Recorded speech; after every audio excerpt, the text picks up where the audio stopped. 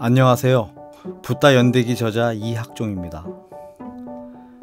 오늘은 붓다께서 대각을 이룬 지 6년째 되던 해에 고향인 까빌라와뚜를 가는 이야기를 낭독하는 시간입니다. 붓다는 깨달음을 이루신 다음에 바로 고향으로 가지 않았습니다. 왜 그런가? 왜 그랬을까? 출가하기 전에 분명히 아버지에게도 또는 아내에게도 내가 깨닫고 난 다음에 여러 사람들, 특히 약속을 했죠. 사키야족에게 약속을 했는데 거기를 뒤로 미루십니다. 무려 6년이나 미루시죠. 그런 이유는 어디에 있을까? 두 가지를 생각할 수 있을 것 같습니다. 하나는 먼저 부처님께서 세웠던 전법 전략, 거기에 당시 인도 잠부디빠를 지배하던 두 강대국을 어떻게 교화할 것인지 그 부분을 먼저 교두보를 확보하시는 게 중요했기 때문이라고 생각을 합니다. 먼저 마가다국과 그 다음에 코살라국 두 나라의 하나는 중림정사, 또 코살라국은 기원정사 두 절을 세우고 거기서 두 나라 왕을 교화시키고 또 두 나라에 활동하던 그런 수많은 종교 지도자들을 또 조복받고 하는 그런 과정이 먼저 있었고요. 그 다음에 이제 사키야족을 찾아가는데 여기에는 사키야족들이 가지고 있는 어떤 교만함 또는 자존심 강한 성정 이런 것들 때문에 바로 찾아가는 것은 사키야족 자기 친족들을 교화하는데 도움이 되지 않는다, 이런 판단도 있을 것이었다고 생각을 합니다. 수도다나 왕은 아들이 수많은 제자들을 거느리고 또 왕들의 조복을 받고 그 당시 사회의 지배 계급이었던 여러 브라만들의 스승이 되었다는 그런 소식을 듣고 굉장히 자부심이 넘쳐 흐르죠. 그래서 아들을 빨리 보고 싶어 했는데 아들이 오지 않으니까 아들을 보고 싶은 마음에 빨리 고향으로 돌아오라라는 그런 명령을 내려서 사신을 여러 명을 보냅니다. 근데 이 사신들이 가서는 전부 붓다의 법문을 듣고 다 출가를 하고 안 돌아오는 거죠.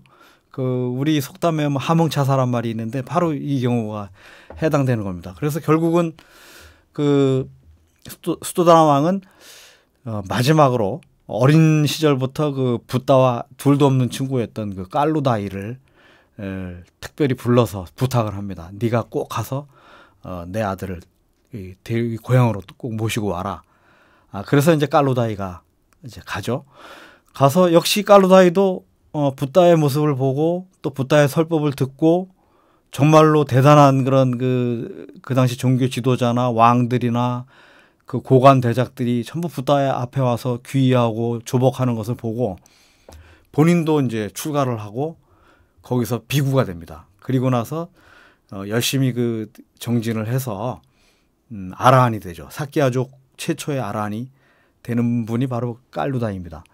이 깔루다이는 아라한이 된 다음에 붓다께 사실은 내가 수도다나 왕의 명령을 받고 붓다를 초대하러 여기에 왔습니다라는 얘기를 하고 그리고 나서 이제 붓다와 날을 잡죠.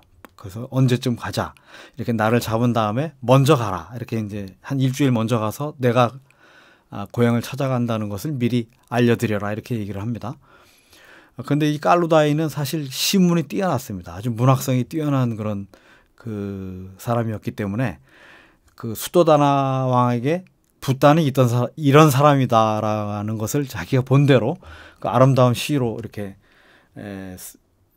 들려주는데, 오늘 낭독에 본격적으로 들어가기에 앞서서 깔루다이가 썼던 시문을 먼저 낭독을 해드리고 오늘 낭독할 부분 까빌라와뚜를 방문하다라는 내용과 야소다라와의 재해 부분을 낭독해드리겠습니다.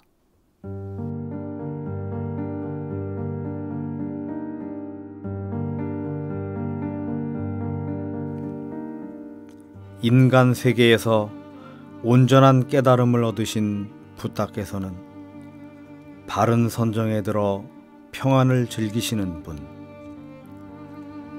일체법을 초월하여 집착 없는 참된 분, 사람들은 물론 신들조차 예배하는 분,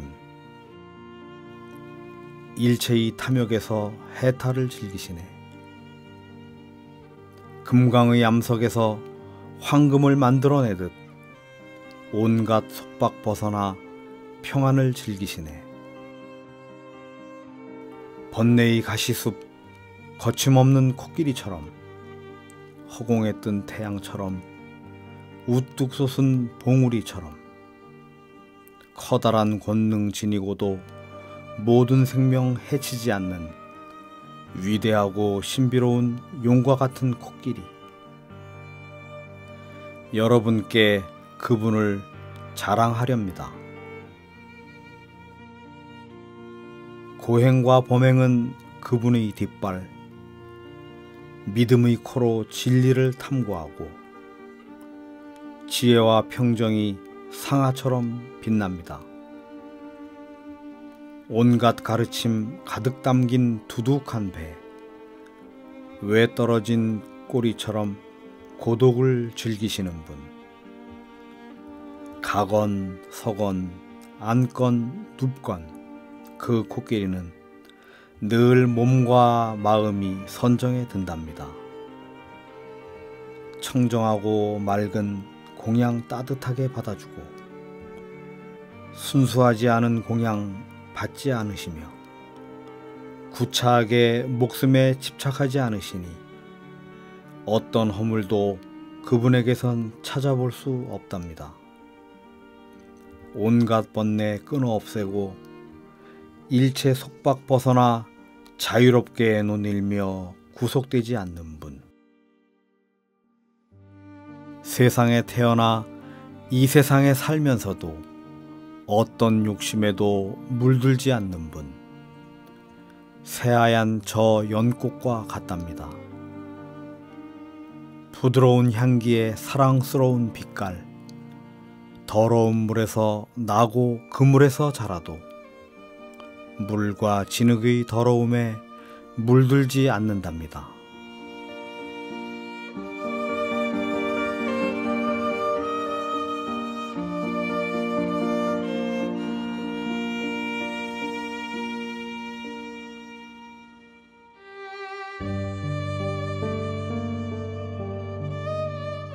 고향 까빌라와뚜를 찾다.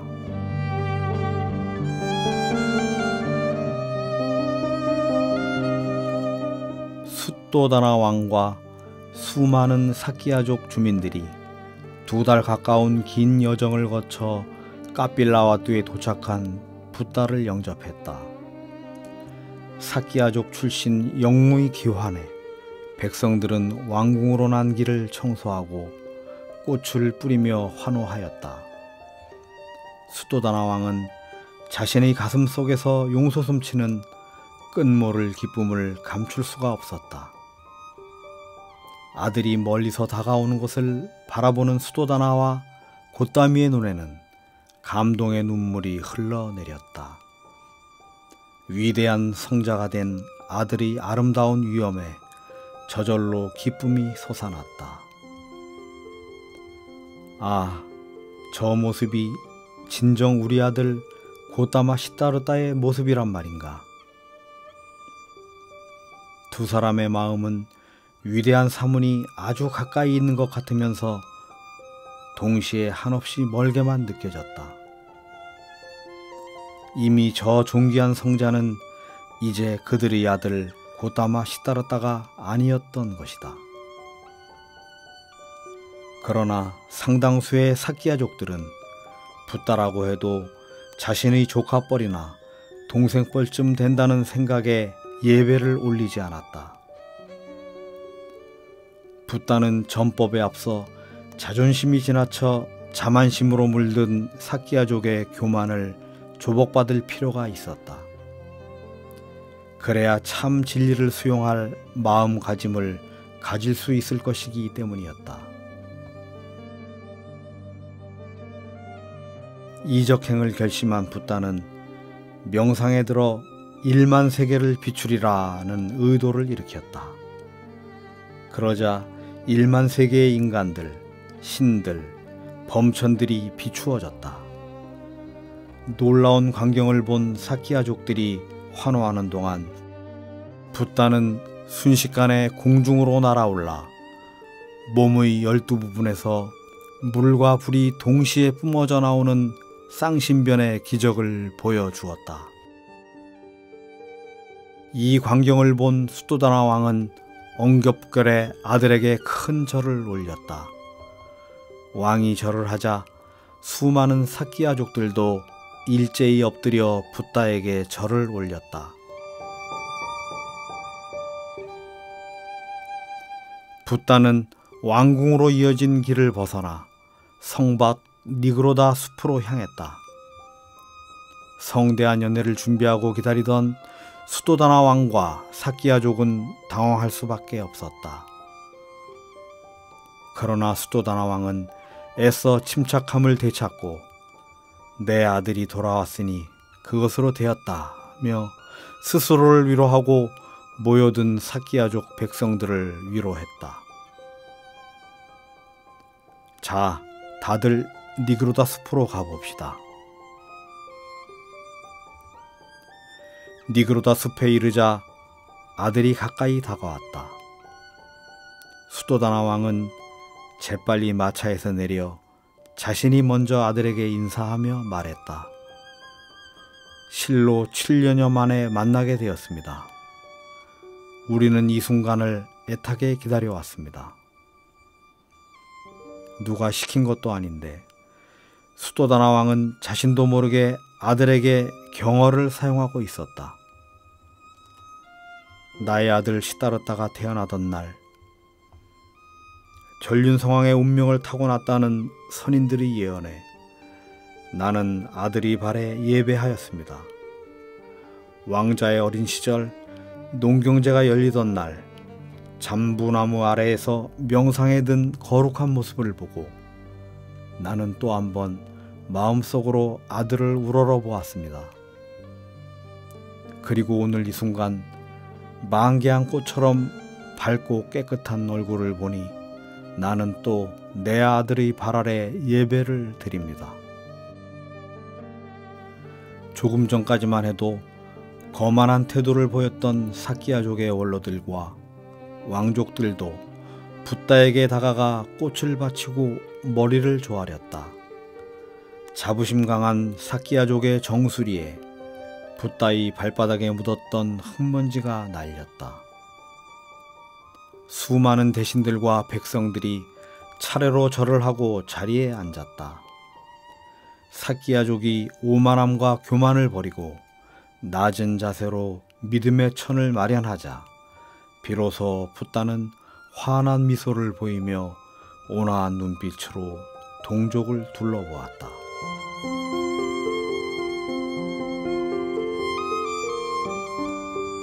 붓다는 사키아족을 향해 설법을 시작했다. 보시하는 공덕의 위대함, 계율을 지키고 욕됨을 참아내는 삶에 아름다운 과보가 기다리고 있음을 알리고 특별히 출가의 공덕을 찬탄했다. 그러고 나서 모든 고뇌와 속박에서 벗어나는 법을 가르쳤다. 사키아족의 마음이 진리를 받아들일 만큼 부드러워지고 나서야 붓다는 진리의 요체인 사성제를 갖가지 방편을 들어 설했다. 오랜 시간 이어진 설법에도 사키아족들은 실증을 내지 않았다. 일찍이 본 적 없던 광경을 목격하고 들은 적 없던 희유한 말씀을 들은 사키아족은 모두 기쁨이 넘치는 얼굴로 그들의 영웅을 찬탄하고 있었다.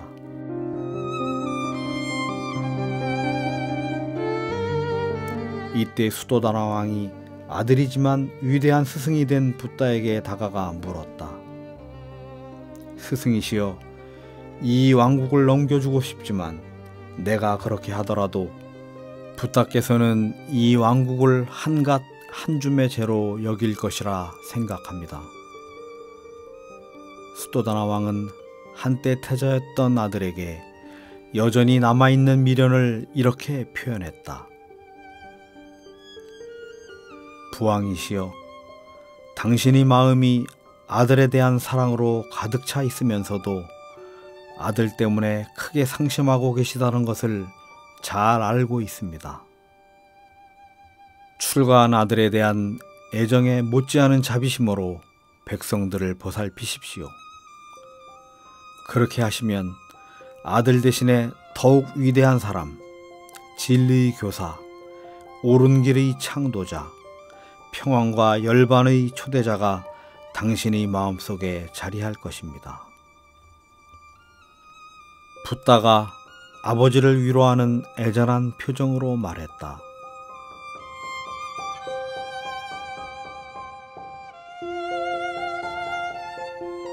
아들의 말을 듣는 순간 수도다나 왕은 환희의 전율과 함께 눈에서 다시 한번 눈물이 쏟아져 내렸다. 그는 두 손을 합장하면서 말했다. 참으로 놀라운 변화입니다.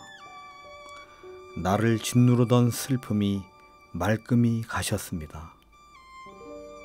무겁기만 하던 나의 가슴이 이제는 자랑스러운 내 아들이 이룬 크나큰 결실로 가득 차 있습니다.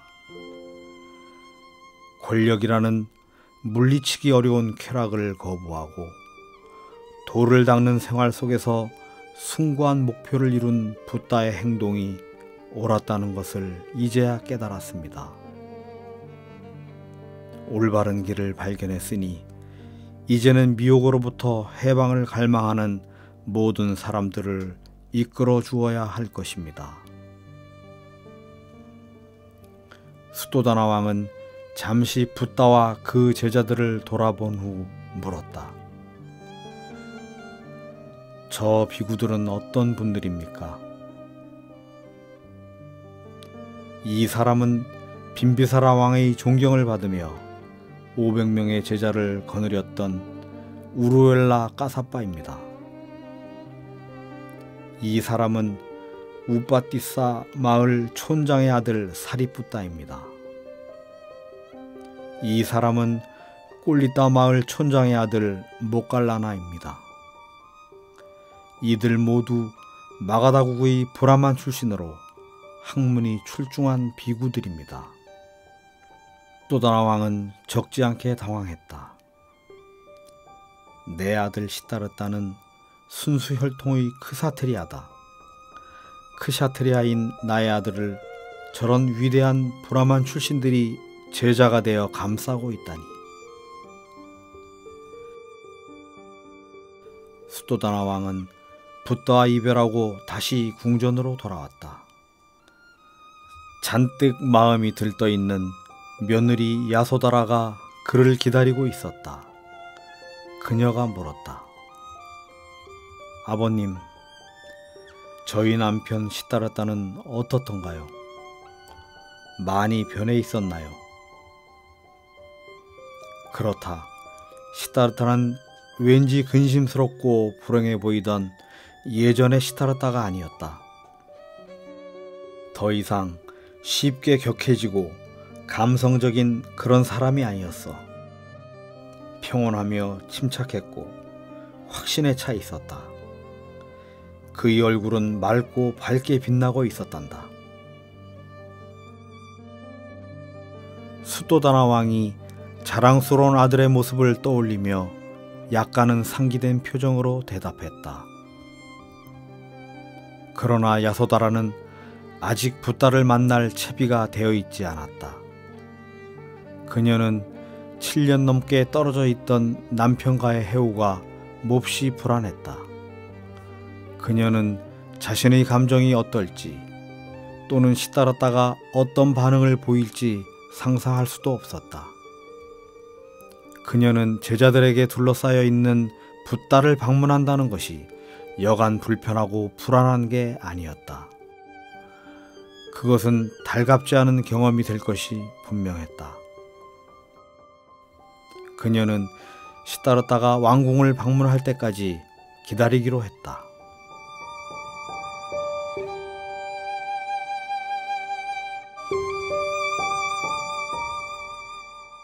그날 카필라와트 사람들은 놀라운 광경을 목격하게 되었다. 황색 가사를 단정하게 걸친 붓다와 그의 제자들이 탁발을 위해 거리로 나온 것이다. 집에서 집으로 옮겨가는 그들의 걸음걸이와 절제된 행동은 고요하게 흐르는 맑은 강물과도 같았다. 붓다가 바리떼를 들고 집집마다 찾아다니면서 탁발을 하고 있다는 소문이 삽시간에 퍼져나갔다.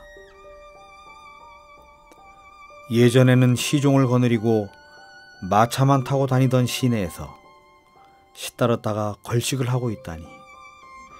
붉은 흑색의 옷을 입고 손에는 얻은 음식을 담을 질그릇을 들고 있다. 이런 소문은 곧 수도다나 왕에게도 전해졌다. 수도다나 왕은 황급히 붓다에게 달려가 우려를 전달했다. 지금 붓다와 제자들이 걸식을 하는 행동은 나의 얼굴에 먹칠을 하는 것입니다. 크샤트리아는 음식을 구걸하지 않습니다. 크샤트리아는 구걸하느니 차라리 굶기를 택합니다. 당신은 크샤트리아 가문의 명예를 짓밟고 있는 것입니다. 또한 내가 얼마든지 음식을 제공할 수 있다는 것을 모르지는 않을 것인데 이런 모습은 참으로 황당합니다. 부왕이시여, 탁발은 우리 출가 비구들의 관습입니다. 그렇더라도 이것은 아닙니다. 붓다께서는 이 나라의 왕자로 음식을 구걸해야 할 그런 사람이 아니었습니다. 아버님과 가족들이 왕족의 자손임을 자랑스럽게 여기듯이 저는 오래된 붓다의 후예임이 자랑스럽습니다. 옛날에도 붓다들은 음식을 구걸했으며 언제나 보시에 의존하며 살았습니다. 또한 왕이시여, 크샤트리아 가게는 당신의 것일 뿐 내 것이 아닙니다. 나는 그와 같은 혈통을 버린 지 이미 오래입니다. 그것은 이제 나와 무관한 것입니다. 나에게 더 이상 크샤트리아의 자존심은 없습니다.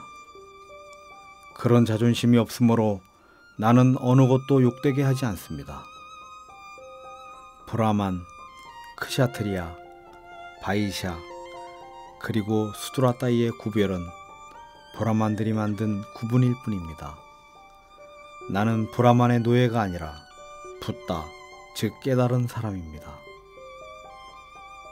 모든 강물들, 야무나, 강가, 그리고 아찌라와띠 등의 강물이 바다에 이르렀을 때 그들의 각기 다른 이름은 사라지게 되듯이 모든 종족과 출신 계급은 우리들이 상가에 들어옴으로써 예전의 차별을 버리게 되는 것입니다. 수도다나 왕이 침묵하고 있자 붓다가 계속해서 말했다. 누구나 감추어져 있는 보물을 찾아내면 가장 값진 것은 자신의 아버지에게 먼저 바치는 것이 관습입니다. 그러므로 제가 최상의 보물 단마를 드리니 받아주시기 바랍니다. 만약 아버님이 꿈에서 깨어나 진리의 마음을 열고 부지런하게 올바른 길로 나아가신다면 영원한 축복을 발견하실 것입니다. 아들이 말에 조용히 귀를 기울이고 있던 수도다나 왕이 말했다. 붓다여, 당신의 말대로 실천하기 위해 노력하겠습니다. 수도다나 왕은 자신이 논쟁에 무력하다는 것을 깨닫고 더 이상 붓다와 제자들의 탁발을 저지하려 하지 않았다. 대신 다음 날 그들이 궁중에서 공양하도록 초청했다.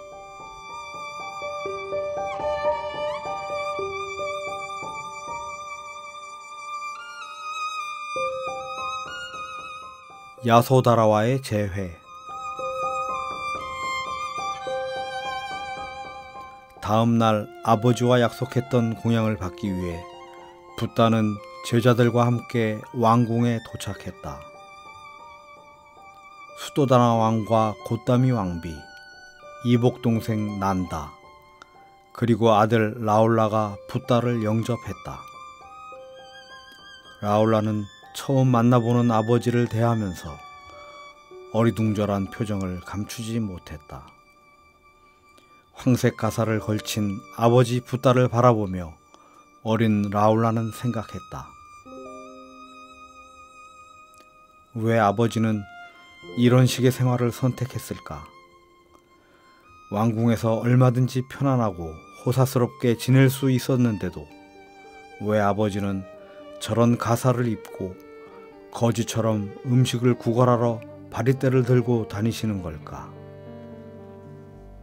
라울라의 나이가 지난날 파종 축제 때 아버지 수도다나 왕에게 베다의 의미를 묻던 시다르다의 나이에 이르렀지만 그는 아직 당시 시다르다만큼 정신적으로 성숙하지 않았고 어린 시절 아버지가 가졌던 자립의지에도 미치지 못하고 있었다.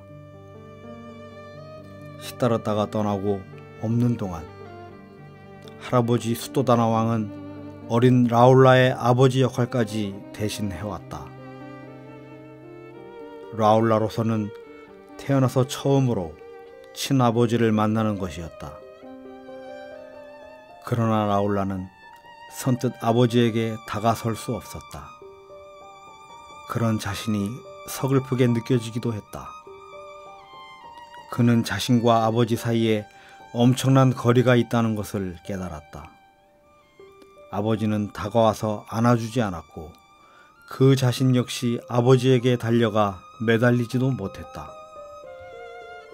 라울라는 이런 어색함과 슬픔이 왠지 억울하게 느껴졌다. 만약 붓다가 그냥 아버지 시다르다로 남아 있었더라면 이런 어색한 일이 일어나지도 않았을 것이며 라울라 자신의 생활 또한 훨씬 만족스러웠을 것이기 때문이었다.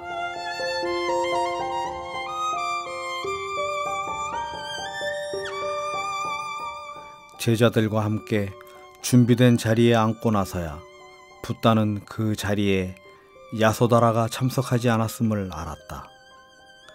붓다는 동정과 연민에 찬 눈길로 라울라를 바라보았다. 내내 아버지를 주시하고 있던 라울라는 막상 아버지와 눈이 마주치자 얼른 눈길을 돌려 땅바닥을 바라보았다. 알 수 없는 쑥스러움과 주눅 같은 것이 그의 고개를 숙이게 했던 것이다. 붓다는 그 자리에 모인 사람들의 마음속에 남아있는 태자 시다르다와 붓다가 된 현재의 상대적 가치에 대한 의구심을 지워버릴 필요가 있다고 생각했다. 붓다는 또 아들 라울라의 심중에 피어나고 있는 곤혹스러움을 느낄 수 있었다. 붓다는 공양을 마친 다음 존재의 세 가지 특성, 고, 무상, 그리고 무아에 대해 이야기했다. 그러고는 이번 사키야족을 위한 법회를 주관한 수도다나 왕에게 물었다. 왕이시여, 왕으로서 누리는 부귀와 영화는 영원한 것입니까?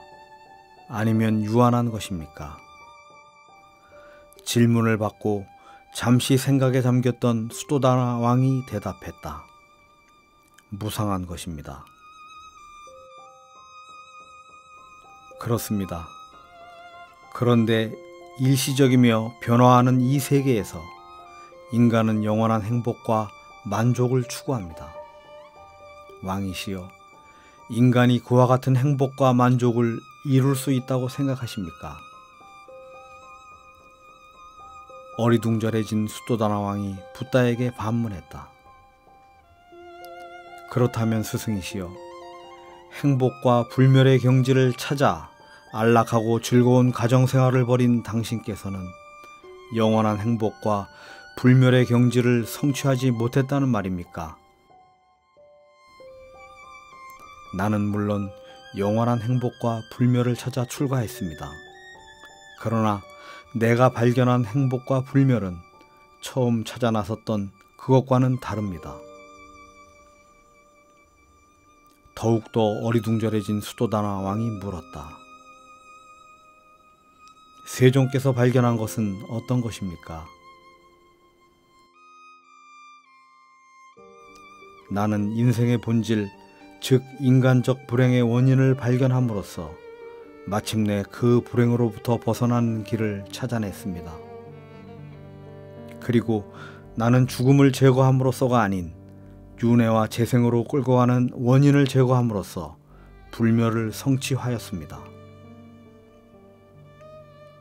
스승이시여, 그렇다면 우리 모든 사끼아족을 위한 자비심으로 부디 당신이 발견한 위대한 진리를 설해 주시지 않겠습니까? 우리 사끼아족 모두는 당신의 가르침을 간절히 원합니다. 수도다나 왕이 정중하게 요청했다. 미소로 요청을 수락한 붓다가 설법을 시작했다.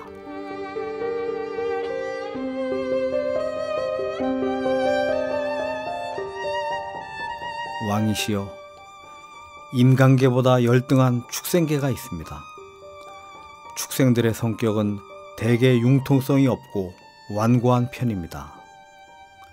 축생들은 주변 세계와 접촉할 때 거의 자동적으로 반응합니다. 반면 인간의 성격은 축생에 비해 월등하게 진화되어 아주 정교하고 유연합니다. 그래서 인간은 세계와 접할 때 동물처럼 생각 없이 반사적으로 행동하지 않습니다. 먼저 생각을 한 후에 결단을 내립니다.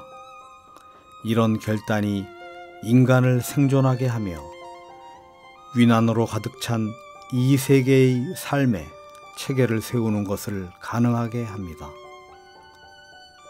무상하고 끊임없이 변화하는 세계에서 인간은 자신의 세계를 창조합니다. 인간은 행복을 갈망하며 고통으로부터 벗어나려 하며 자신의 생명을 연장시키려고 갖은 노력을 기울이며 죽음을 피하려 합니다.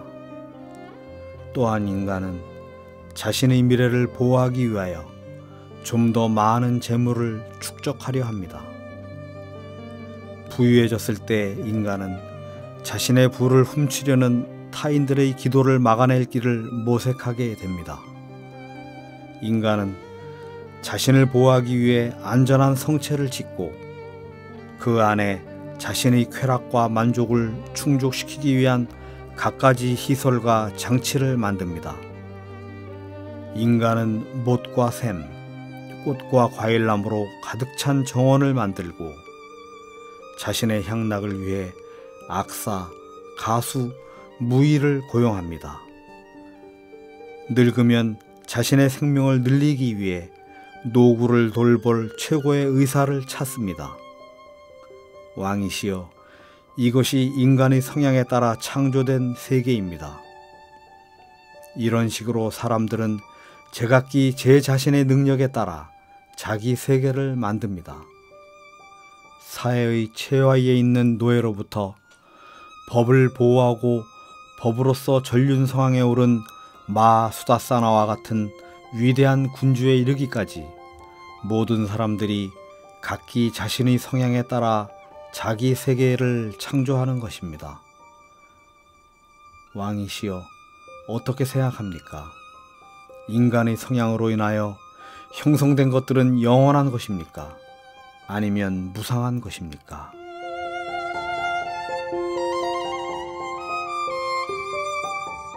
무상한 것입니다, 스승이시여. 그렇게 유한한 것들은 만족스러운 것입니까? 혹은 불만스러운 것입니까? 만약 인간이 무상한 것 속에서 영원함을 찾는다면 그것은 결국 불만으로 끝날 것입니다. 무상하며 만족스럽지 못한 것을 실제라거나 당신의 영원한 자아 혹은 영원히 당신에게 속한 것이라고 여긴다면 옳은 것입니까? 그렇지 않습니다, 스승이시여. 이 육체와 가족과 나라가 내 것이라고 집착하는 것은 옳은 것이겠습니까? 아닙니다. 바로 그와 같습니다, 왕이시여. 집착하거나 매달리지 않고 나의 모든 성향들을 진정시키며 모든 갈망과 미움과 미혹을 제거함으로써 나는 괴로움과 불만의 끝에 도달했습니다. 마치 흙탕물 속에서 자라는 연꽃이 물 밖으로 솟아올라 더러움에 젖지 않듯이 나는 이 세상에 살면서도 쇠 속에 물들지 않은 채 있습니다. 물에 젖지 않은 채 시들어질 연꽃처럼 목숨이 다할 때 나는 지혜로운 현자들과 괴로움으로부터 해탈한 사람들에게 위안을 주고 사라질 것입니다.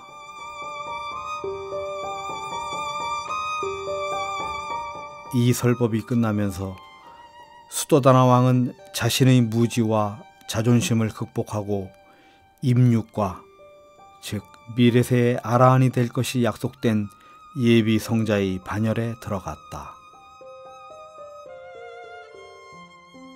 밖에서 이런 일이 벌어지고 있는 동안 감히 남편 시다르다와 대면할 용기를 내지 못한 야소다라는 안으로 문을 잠그고 방 안에 들어앉아 있었다.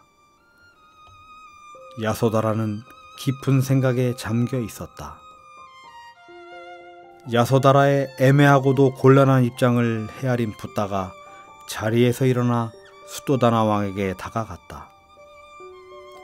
대중 앞에서 자신을 만날 수 없는 야소다라의 난처한 입장을 이해한 붓다는 부친에게 야소다라의 처소까지 동행해 줄 것을 요청했다. 붓다는 제자들 가운데 상수 제자인 사리붓다와 모칼라나 두 제자만 대동하고 아버지 수도다나와 양모 고따미, 아들 라울라와 함께 야소다라가 기거하고 있는 위층으로 올라갔다. 야소다라의 방문 앞에 이르러 수도다나 왕이 문을 두드렸다.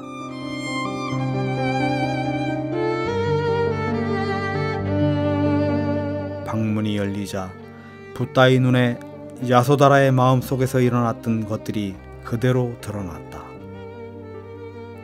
방 한구석에서 울음을 삼키는 어두운 그림자가 보였다. 그는 야소다라였다. 붓다가 들어서자 야소다라가 열린 문 한쪽으로 비켜섰다. 사리붓다와 모칼라나를 문 밖에서 기다리도록 하고 방 안으로 들어선 붓다가 자리에 앉자 야소다라는 여러 해 동안 우울함과 어둠만이 드리웠던 자기 방이 마침내 눈부신 빛으로 가득 차고 있는 것을 느꼈다. 방 구석구석은 물론 모든 가구들과 옛 추억이 담긴 집기들의 활기가 넘쳐나는 것을 느꼈다. 지난 몇 년 동안 그것들은 마치 죽어있는 것처럼 보였다. 야소다라는 더 이상 자신의 감정을 감출 수 없는 상태로 다가가고 있었다. 시다르다와 함께 지냈던 몇 년 동안의 추억들이 파노라마처럼 마음속에 펼쳐졌다. 시다르다와 처음 만났던 음악제, 결혼 허락을 받기 위해 자기의 집에 찾아왔던 시다르다의 모습, 우여곡절 끝에 성사된 결혼식, 그리고 아기를 가졌을 때 시다르다가 보여준 자상함과 사랑, 재의 감동과 함께 일어나는 갖가지 추억들이 쏟아지는 눈물을 더욱 부추겼다. 그녀는 엎드린 채 두 손으로 붓다의 발을 붙잡고 흐느꼈다. 보고 싶었다는, 왜 이리 늦게 왔느냐는 말은 한마디도 꺼내지 못한 채 목에 걸린 울음만 신음처럼 토해냈다. 슬픔이 잦아들기를 기다릴 뿐 누구도 이런 야소다라를 말리지 않았다. 그 슬픔을 막을 수 있는 사람은 아무도 없었다. 붓다는 앉은 채 연민의 눈길로 야소다라를 지켜보았다. 눈물로 그의 두 발이 흥건히 젖었지만 아무 말도 하지 않은 채 슬픔이 진정되기를 기다렸다. 고요가 안개처럼 흘렀다. 안개를 흔드는 건 고통스럽게 삼키는 야소다라의 목울음뿐이었다. 이윽고 눈물을 멈춘 야소다라가 고개를 들어 붓다의 얼굴을 올려다 보았다. 오랜 시간이 흐른 뒤에 바라보는 옛 남편의 얼굴에 자비와 연민의 정이 넘쳐나고 있었다. 그녀는 문득 감정을 자제하지 못한 자신이 부끄럽다고 생각했다. 등줄기로 서늘한 땀이 흘러내렸다. 야소다라는 다시 허리를 굽혀 손과 이마를 붓다의 발에 대어 경배한 후 천천히 일어섰다. 그들이 해우를 지켜보는 수도다나 왕과 고따미 왕비 라울라는 마치 깎아놓은 석상처럼 꼼짝도 하지 않고 서 있었다. 듀밤으로 흘러내리는 뜨거운 눈물만이 그들이 돌덩이가 아니라는 것을 알려주고 있었다.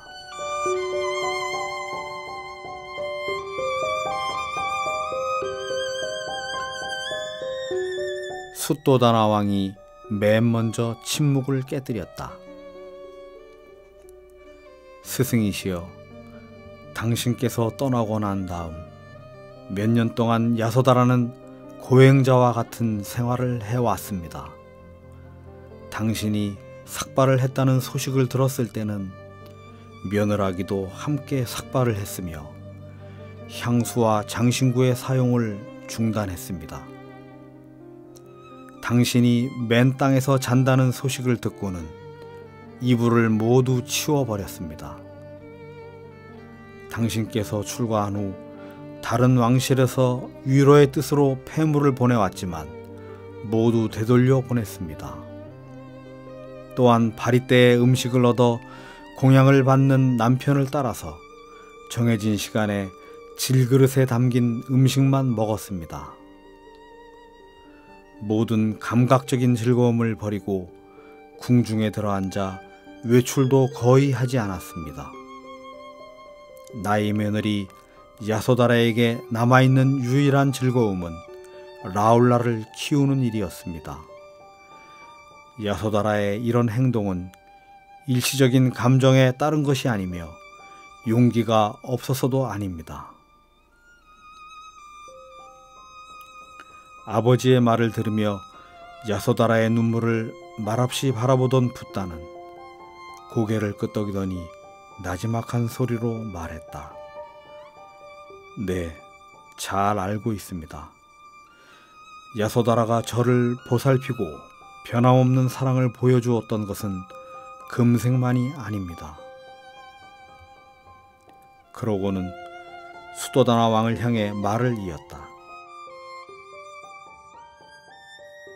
왕이시여, 감각적 즐거움이 주는 만족은 지극히 일시적인 것입니다. 거기에 집착함으로써 불만이 생기게 됩니다. 가정생활을 하면서도 세속적인 것들에 대한 집착을 줄임으로써 만족을 느끼고 행복해질 수 있습니다. 이어 붓다가 옛 아내 야소다라에게 연민 어린 차분한 목청으로 말했다. 야소다라, 당신은 내가 출가할 수 있도록 배려했던 큰 용기와 위대한 정신력을 가지고 있습니다. 내가 출가하여 수행할 때 당신의 순수한 마음, 우아한 몸가짐, 헌신적인 자세에 대한 기억은 커다란 격려와 힘이 되었습니다. 야소다라, 그런 용기와 정신력으로 이제 당신은 과거에 마음 아파하거나 오지 않은 미래의 환상에서 벗어나 당신의 새로운 삶을 만들어 갈 수 있어야 합니다. 붓다는 이렇게 짧은 말을 남기고 자리에서 일어났다.